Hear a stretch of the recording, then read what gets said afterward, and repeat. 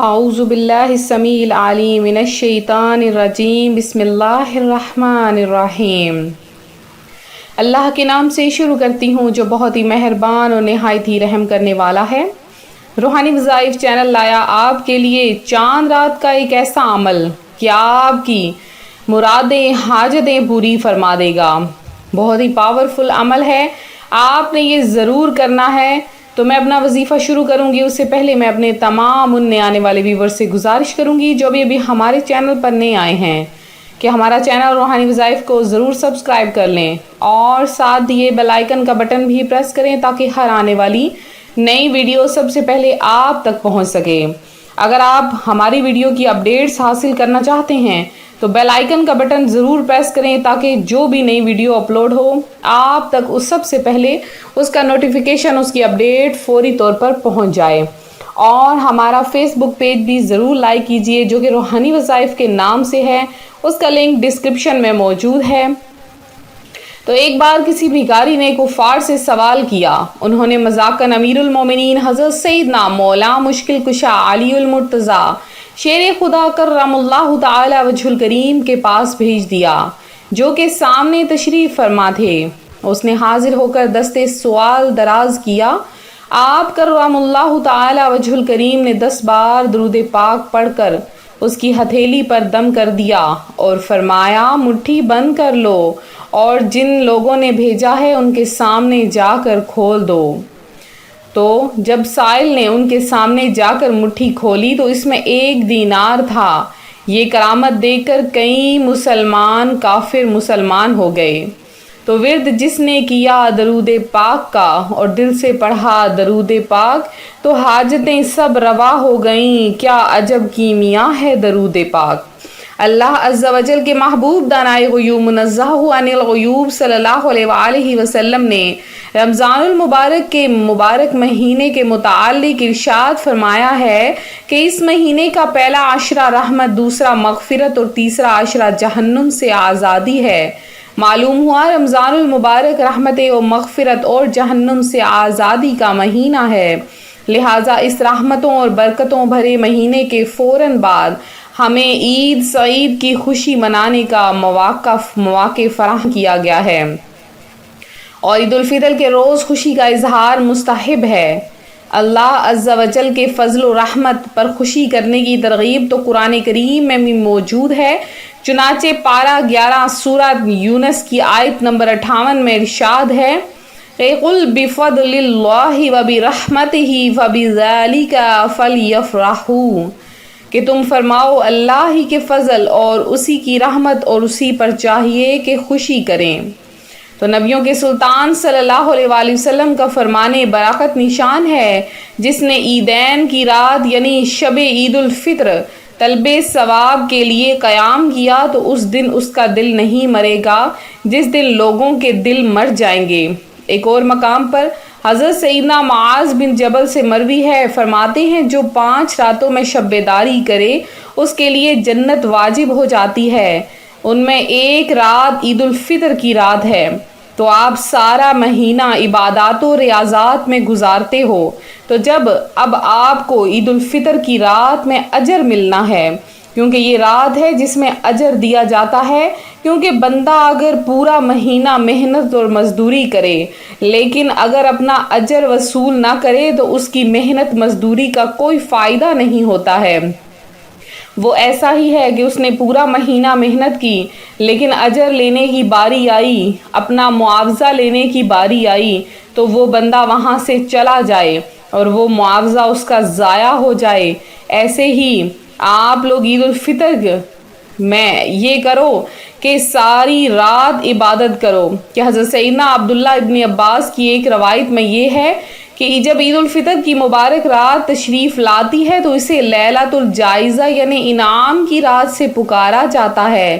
جب عید کی صبح ہوتی ہے تو اللہ عز و جل اپنے معصوم فرشتوں کو تمام شہروں میں بھیجتا ہے، چنانچہ وہ فرشتے زمین پر تشریف لا کر سب گلیوں اور راہوں کے سروں پر کھڑے ہو جاتے ہیں اور اس طرح ندا کرتے ہیں اے امت محمد صلی اللہ علیہ وآلہ وسلم، اس رب کریم عز و جل کی بارگاہ کی طرف چلو جو بہت زیادہ عطا کرنے والا اور بڑے سے بڑا گناہ معاف فرمانے والا ہے۔ پھر اللہ تعالیٰ اپنے بندوں سے یوں مخاطب ہوتا ہے، اے میرے بندو مانگو کیا مانگتے ہو؟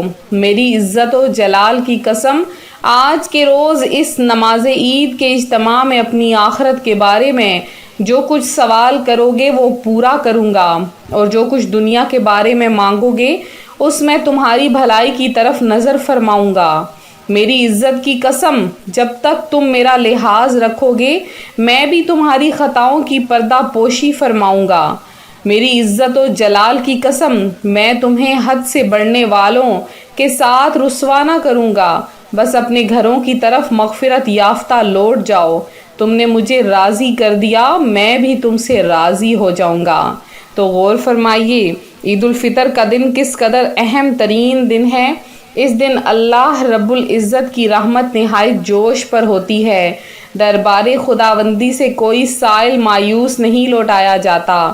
ایک طرف اللہ کے بندے اللہ کی بے پایہ رحمتوں اور بخششوں پر خوشیاں منا رہے ہوتے ہیں، تو دوسری طرف مومنوں پر اللہ کی اتنی کرم نوازیاں دیکھ کر انسان کا بدترین دشمن شیطان آگ بگولا ہو جاتا ہے۔ چنانچہ حضرت سیدنا وہب بن منبع رحمۃ اللہ علیہ فرماتے ہیں، جب بھی عید آتی ہے شیطان چلا چلا کر روتا ہے۔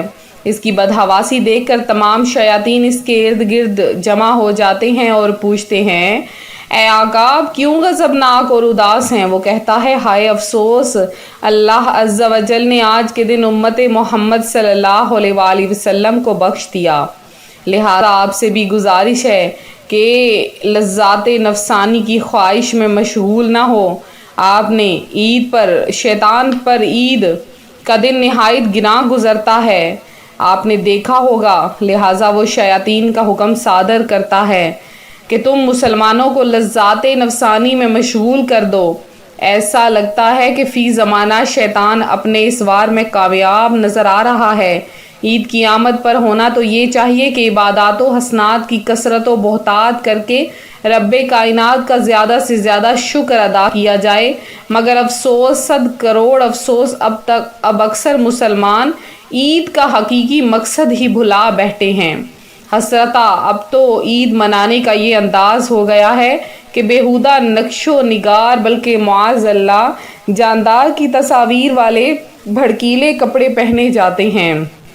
حالانکہ کپڑے پر جاندار کی تصویر ہو، اسے پہن کر نماز پڑھنا مکروہ تحریمی ہے، اور رقص و سرور کی محفلیں گرم کی جاتی ہیں۔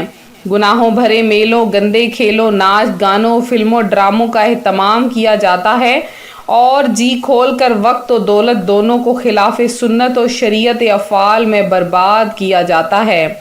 اللہ اپنے حال پر رحم کیجئے، للہ فیشن پرستی اور فضول خرچی سے باز آ جائیے۔